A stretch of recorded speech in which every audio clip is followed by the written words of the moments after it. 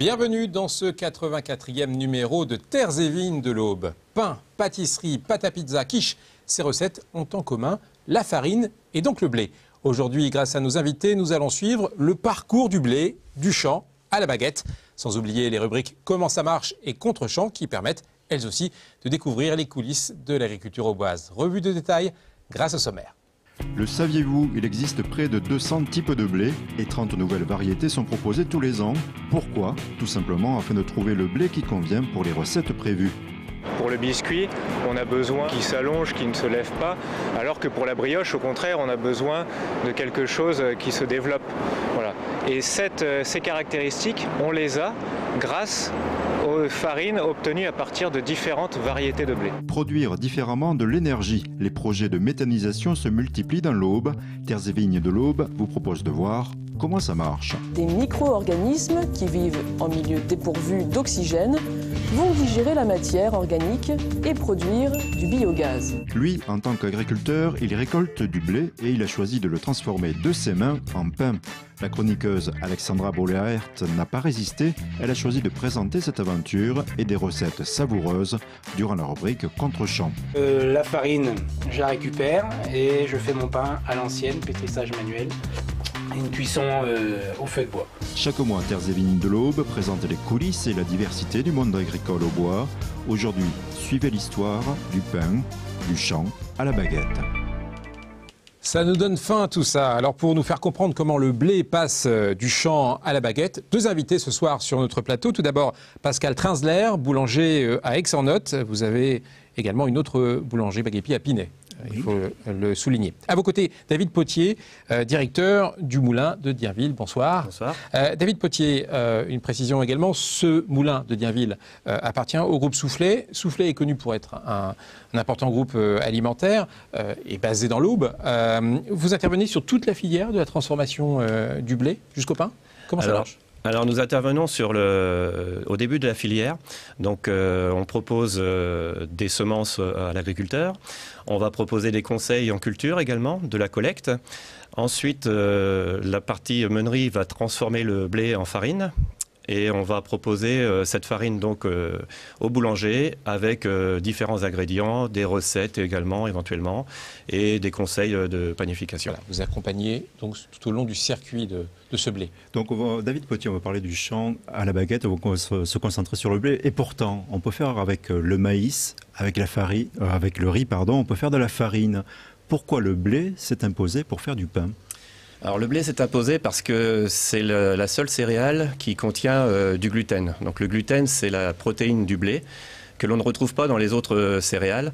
Et donc quand on va pétrir la farine, le gluten va servir à retenir dans ses mailles les particules d'amidon. Et si on fait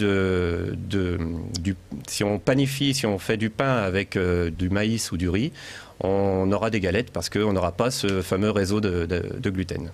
Et est-ce que le goût du pain change selon la farine? Je me suis toujours posé la question puisque quelque part on nous propose différents pains oui, le goût, à la vente. Change suivant la variété des blés déjà. Le goût change suivant la farine bien sûr aussi parce que la farine, c'est-à-dire que Vous avez combien de farines, vous, en tant que boulanger, par exemple? Nous avons à peu près une cinquantaine de farines différentes. Une cinquantaine dans votre boulangerie? Oui. Non, oui. Il y a une cinquantaine, il existe une cinquantaine de farines différentes. Qu'on peut utiliser, nous, oui, nous, on en a à peu près une 25. D'accord, mais ça veut dire que, vraiment, comme d'autres mets ou nourritures, on peut modifier quelque part le goût de manière très, très complexe. Très complexe, voilà. Mais de toute façon, le goût, il vient, plus il y a une fermentation longue, plus le pain prend du goût. Alors je commence à voir la baguette d'une autre façon, Christian. On a l'impression en achetant son pain tous les jours que c'est facile, que c'est très simple. Ça m'a l'air d'être assez complexe en fait comme construction. Moi aussi ça m'a surpris, mais je confirme Fabrice, c'est extrêmement compliqué finalement de faire des baguettes de manière régulière. Et bien pour comprendre l'importance du blé, pour obtenir la farine et ensuite le pain, je propose de voir ce lien qui existe entre le blé et le produit fini grâce au sujet suivant. Et effectivement c'est bien compliqué. Pain, pâtisserie, pâte à tarte, à chaque plat sa farine et surtout son blé. Il en existe près de 200 variétés en France.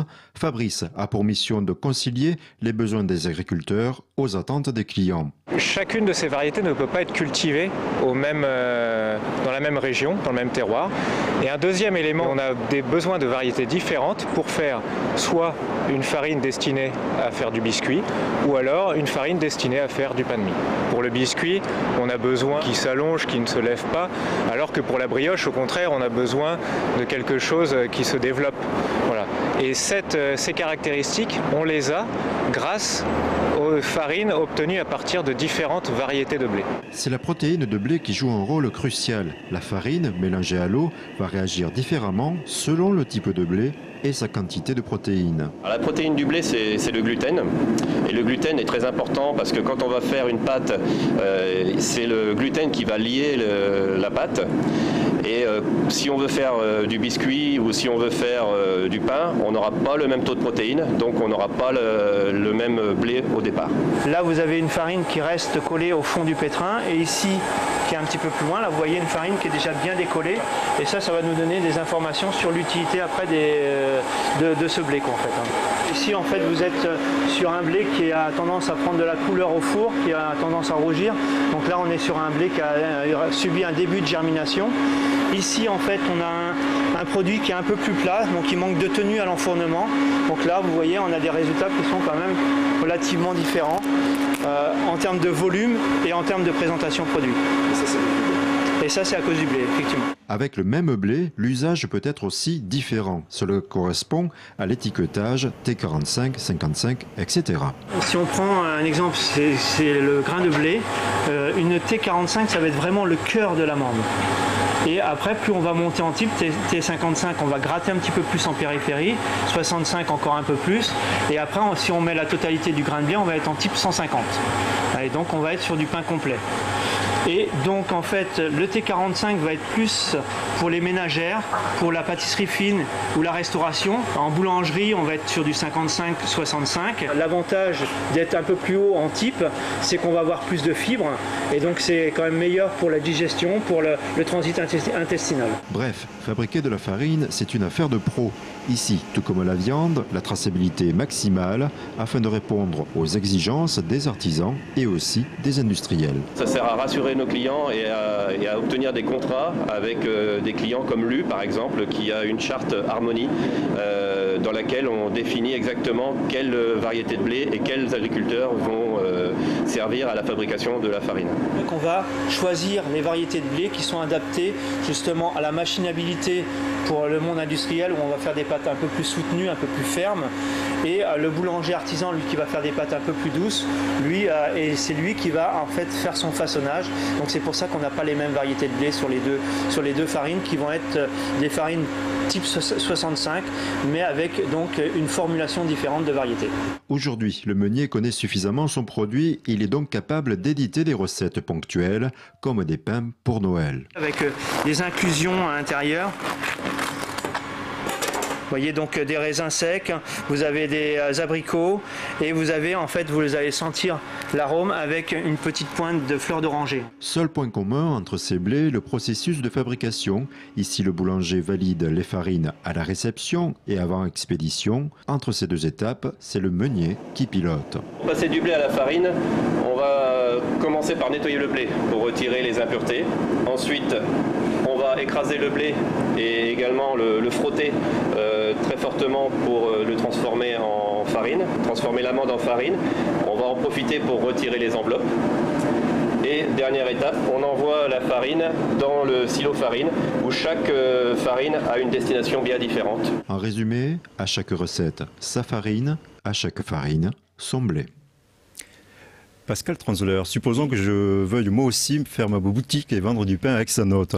Alors j'achète notamment du pain congelé, je le mets au four pour finir de le préparer. Est-ce que je peux mettre boulangerie sur ma devanture avec du pain congelé? Non, vous n'avez pas le droit de mettre boulangerie parce que votre pain à congeler, ça sera un pain qui n'aura pas été pétri et façonné dans votre boutique. C'est totalement illégal. C'est totalement illégal. Nous, artisans boulangers, nous façonnons, nous pétrissons, nous façonnons et nous cuisons notre pain dans notre laboratoire qui se trouve derrière notre boutique naturellement. Donc on a un savoir-faire qui permet de différencier l'artisanat avec le pain industriel. David Potier, à partir... Au départ de tout cela, il y a le blé. La moisson de blé a été assez particulière en 2014 ? Oui, cette année, à cause des conditions météo du mois de juillet, on a eu des phénomènes de germination sur pied des blés.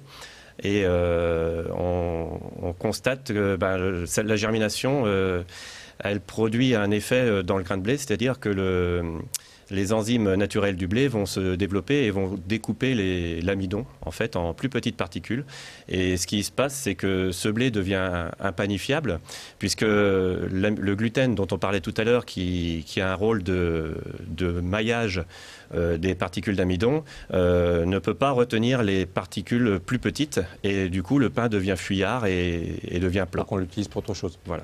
Ça veut dire donc que ce parcours vraiment du champ à la baguette est quand même un parcours semé d'embûches et que ça ne se fait pas comme ça, quoi. Effectivement. Et David Potier, pour aller plus loin, on parle du blé, on parle du pain, mais est-ce que le blé, c'est finalement une base pour d'autres recettes, vous qui avez eu une vision d'industriel en quelque sorte? Oui, en effet, le blé, on peut le retrouver dans beaucoup d'autres produits. On va le retrouver dans les pizzas, dans les biscuits, dans les brioches, dans la viennoiserie, enfin dans beaucoup de choses autres que le pain, même également dans des croquettes pour chiens, enfin beaucoup d'autres applications. Merci à nos invités pour ces précisions. À présent, je vous propose de faire le tour des faits marquants de l'agriculture auboise grâce à la rubrique Retour sur l'actu. Christian, une actualité d'abord marquée par le champagne. Oui, il s'agit du Champagne Day. Retenez cette date, cela se déroule ce vendredi 17 octobre partout dans le monde. Et il faut savoir que c'est l'association auboise CAPSE qui chapeaute ce rendez-vous. C'est simple, nous sommes invités à partager photos et vidéos sur le site champagneday.fr. Et je propose d'entendre à ce propos le président de CAPSE qui a donc repris ce rendez-vous depuis 4 ans. C'est le partage d'une flûte de champagne entre nous, mais également sur les réseaux sociaux. Là, c'est vraiment mondial grâce à Internet. C'est intéressant parce que le vin et le champagne, d'une manière générale, c'est extrêmement social. Ça touche beaucoup de gens. Quand on en déguste une bouteille, on parle toujours de l'origine ou de celui qui l'a fait. Donc c'est intéressant parce que c'est de la chaleur humaine. Et en plus, là, elle est mondiale, donc on ne peut pas aller plus loin, quoi. Petite précision, c'est pas le 17, c'est le 24. On a pris une semaine d'avance pour fêter le champagne. Bon, j'ai essayé d'en passer 2, mais j'ai pas réussi. Vous pouvez pas, c'est pas possible. C'est une fois par an, Christian. C'est pas possible autrement. Dommage. Bon, autre activité liée à la communication. Encore un produit au bois extraordinaire, c'est le chaours. Oui, le chaours qui sera à l'honneur sur les écrans des chaînes nationales de la TNT, je crois 9 de mémoire, grâce à une campagne d'un coût total de 6 millions d'euros. C'est pas rien. Mais en fait, le chaours ne s'engage pas tout seul. C'est toutes les appellations AOP d'origine contrôlée. Ils sont plusieurs fromagers à se mettre ensemble pour communiquer ensemble parce que finalement la France a beaucoup de fromages mais il y a peu d'AOP et ils souhaitent le faire savoir et je propose d'entendre pourquoi. L'intérêt de cette communication, c'est de développer les ventes de chaours, développer la consommation de chaours, sa notoriété, parce qu'on s'aperçoit que beaucoup de gens encore en France ne connaissent pas ce produit, ce fromage, ne savent pas où il est fabriqué, dans quelle région, donc on a encore un travail à faire dans les années qui viennent. On a été noyé dans la masse des produits laitiers, alors qu'on a des exigences qui font qu'on est, à mon avis, plutôt en haut de gamme. On a été un peu, je trouve pas le mot, galvaudé, quoi. Dernière info Fabrice, vous pouvez désormais faire vos courses sur le drive-fermier.fr/aube. Un drive fermier? Oui, alors quelle différence avec le drive classique? Les produits sont issus uniquement des producteurs locaux. Bref, on est vraiment là dans les circuits courts. L'enlèvement se déroule pour l'instant une fois par semaine. Attends, je ne peux pas y aller tous les jours, à toutes les heures quand même. Vous pouvez commander à toute heure. Je peux commander à toute heure. Oui, c'est voilà. Pas mal, c'est bien. Alors le lieu d'enlèvement se trouve à Saint-André-les-Vergers. Et la première livraison, eh bien là, c'est le vendredi 17. J'espère que c'est la bonne date. Si, c'est peut-être ça la confusion. C'est ce vendredi en tout cas que le donc drive-fermier.fr. Très belle initiative, on aura l'occasion d'en reparler, c'est sûr, dans un autre numéro de Terres et Vignes. Justement, David Potier, on voit une sorte de je consomme local revenir vraiment à la mode, on voit à travers ce drive fermier. Est-ce que c'est la même demande auprès de vos industriels? Est-ce qu'une sorte de Made in France, y compris dans votre secteur, est appréciée et demandée? Alors nous, le Moulin de Dienville, on travaille déjà avec des blés tout au long de l'année dans un rayon de 50 km autour du moulin. D'accord. Donc des blés très locaux. Et également, donc, on a une demande de clients industriels qui souhaitent avoir une traçabilité depuis le champ jusqu'à leurs produits. Comme Lu, comme Pasquier également. Et dans ce cas-là, on définit un cahier des charges avec l'agriculteur sur la façon de travailler. Nous, on a également une façon de produire et on obtient un produit qui convient à notre client. Toujours l'idée que du champ au produit fini, voilà. il y a un parcours qui est vraiment particulier et bien contrôlé, une traçabilité. Voilà. À présent, toute autre chose, vous l'avez sans doute compris au fil de ces émissions, les cultures et autres produits agricoles intéressent des marchés autres que l'alimentaire. Aujourd'hui, nous vous proposons, par exemple, avec la rubrique « Comment ça marche ?», de découvrir un petit peu ce qui se cache derrière tout ça. Et aujourd'hui, Christian, nous allons voir comment produire de l'énergie à la ferme. Alors oui, Fabrice, vous n'êtes pas trompé là? Non. Les productions agricoles, et c'est même historique, peuvent servir à autre chose que l'alimentaire. Il y a par exemple la laine. Bah oui, c'est un produit agricole. Voilà, tout simplement. Il y a aussi le chanvre qui actuellement intéresse à nouveau les industriels, avec notamment dans l'Aube Lacoste qui s'intéresse à ce produit parce que finalement dans le process de fabrication ça pollue moins que le coton. Il y a aussi les vêtements nordiques qui peut-être reviendront un jour. Mais le sujet qui nous intéresse aujourd'hui c'est tout simplement l'énergie. Et figurez-vous qu'avec le caca des cochons et le caca des vaches, on peut faire de l'énergie, c'est du gaz. Ça prête à sourire, mais ça s'appelle la méthanisation. Vous êtes un magicien, Christian. Et je propose de voir, le magicien, c'est pas moi, c'est eux, et je propose de voir comment ils font.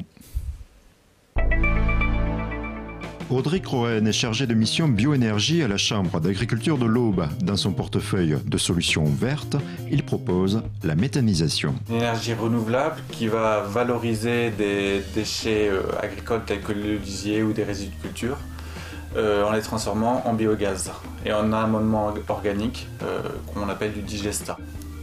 Donc le biogaz, on va pouvoir ensuite le brûler pour obtenir de l'électricité et de la chaleur. L'autre solution, c'est d'injecter directement le biogaz dans le réseau de gaz naturel qui alimente les villes. L'Allemagne compte d'ores et déjà 8000 méthaniseurs, la France 200. Le marché est ralenti par le coût qui peut s'élever à 1 million d'euros et le temps de mise en place de 3 à 4 ans, même si le processus est bien rodé, comme le présente Biogaz Vallée. Ces déchets, il y en a partout. On ne sait plus comment s'en débarrasser. Il y en a pourtant certains que l'on peut valoriser. Tenez par exemple ce déchet organique. On peut l'utiliser pour produire de l'énergie verte et des engrais naturels. Comment? Tout simplement avec le procédé de la méthanisation. La méthanisation est un processus naturel. Des déchets organiques, c'est-à-dire d'origine animale ou végétale, sont placés dans une cuve hermétique appelée digesteur. Dans cette cuve, des micro-organismes qui vivent en milieu dépourvu d'oxygène vont digérer la matière organique et produire du biogaz. Le biogaz est composé majoritairement de méthane. C'est ce méthane qui est transformé en énergie. Le méthane, vous le connaissez déjà, c'est le gaz naturel que vous utilisez par exemple pour faire la cuisine. Toute la matière organique n'est pas transformée en biogaz. Ce qui reste peut être utilisé comme engrais naturel pour fertiliser les terres. C'est ce que l'on appelle le digestat. Dans l'Aube, 2 agriculteurs à Dampierre et Lantage sont donc devenus des producteurs d'électricité à partir de fumier porcin, bovin et de résidus de culture. D'autres sites vont entrer en service dès 2015. Il y en a notamment 2 qui sont en cours de construction, un sur Tonnelière et un sur Méry-sur-Seine qui devraient être lancés en février, et eux qui vont injecter le gaz dans le réseau de gaz naturel. Donc ça sera les tout premiers à ce niveau-là sur la région. On compte également, on entend parler, le projet Arcis-sur-Aube, un très gros projet, le plus gros de tous, donc qui lui devrait sortir en début 2016. Si le méthane est un gaz plus polluant que le CO2, la méthanisation permet de réduire sa dispersion dans l'air. Donc aujourd'hui, le fumier ou le lisier ne peut pas être répandu n'importe quelle période de l'année. Donc on va devoir le stocker, et pendant ce stockage, de façon naturelle, il va émettre du méthane dans l'atmosphère.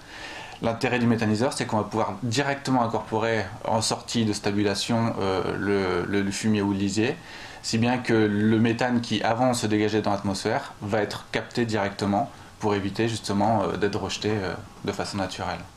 Hormis le gain écologique et économique pour l'agriculteur, la méthanisation engendre des emplois non délocalisables. David Potier, évidemment, la méthanisation, ce n'est pas votre domaine, mais j'aimerais avoir votre regard.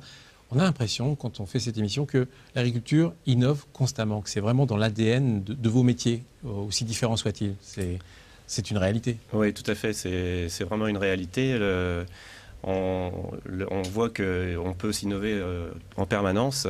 Et le groupe Soufflet est là pour accompagner les agriculteurs, pour les aider à innover, justement. En tout cas, il y a des groupements R&D, il y a des laboratoires, il y a tout ça qui permet d'avancer.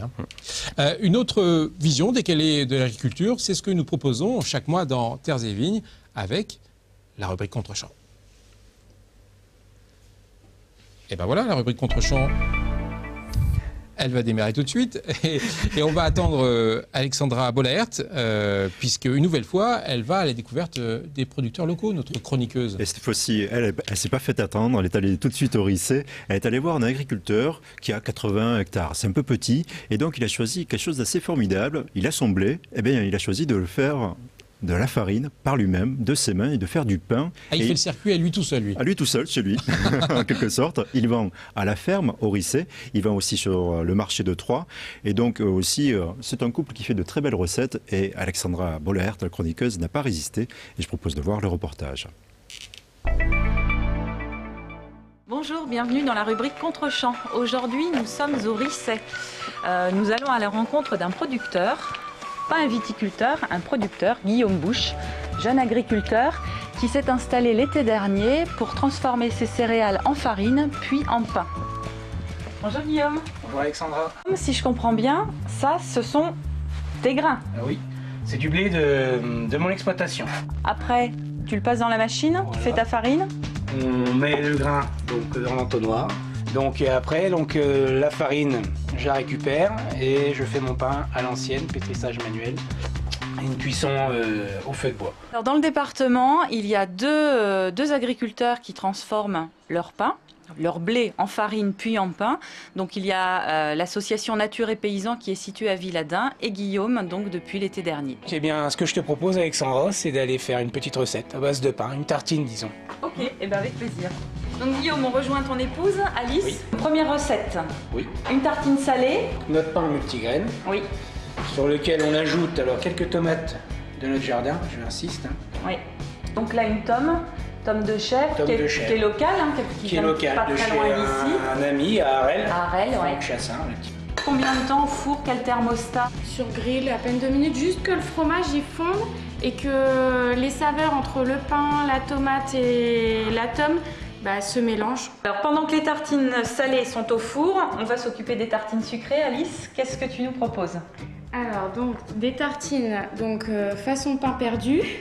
Alors donc les tartines, j'ai fait des tranches pas très épaisses. Là on n'est plus sur le pain aux graines là. Non, on est sur du pain nature, ni trop fin ni trop épais. Oui. Trempé dans du lait avec du sucre vanillé.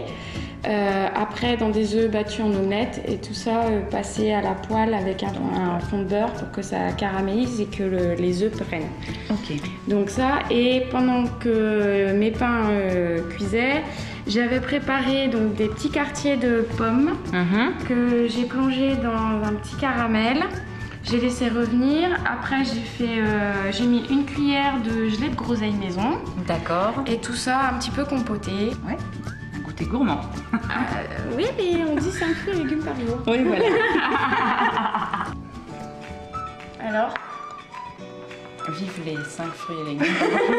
Ça, c'est bon. Donc voilà 2 idées recettes faciles à mettre en œuvre avec des produits locaux. Si vous voulez plus d'idées de recettes justement à base de produits au bois, vous pouvez vous rendre sur la page je consomme local dans l'aube.fr et vous y trouverez des portraits de producteurs, des recettes, voilà, tout ce qu'il faut pour bien consommer au bois. C'est terrible, cette émission, ça vous rend gourmand. Une dernière question, Pascal Trinzler. On a l'impression, finalement, que le pain est devenu encore plus aujourd'hui un produit plaisir. Quand j'étais jeune, n'y a pas si longtemps. On allait demander une baguette, on a demandé un pain céréales, mais il n'y avait pas grand-chose. Et là, on a l'impression que tous les goûts sont permis. C'est-à-dire qu'il y a tellement de différentes sortes, comme on avait dit au démarrage, qu'il y avait une cinquantaine de sortes de farine. Donc c'était avec ces... On a déjà, nous en tant qu'artisans, on a beaucoup de variétés. De variétés, c'est-à-dire on a... Je vous dirais une cinquantaine, comme je viens de vous dire, mais ce qui nous permet, dans chaque pain, de mettre soit du raisin, soit des dattes, soit du miel, soit d'imaginer entre Z. On peut mettre aussi de la viande, du fromage, comme on a vu la recette, et puis éventuellement de la bière et du vin. Eh ben, dites-moi, c'est un repas complet. Ce qui permet de satisfaire tous les consommateurs. Merci en tout cas, merci de nous avoir fait découvrir ce chemin du blé, du champ à la baguette. À bientôt Christian pour de nouvelles aventures. Avec plaisir là, il reste à vous dire simplement bon appétit. Au revoir. Merci.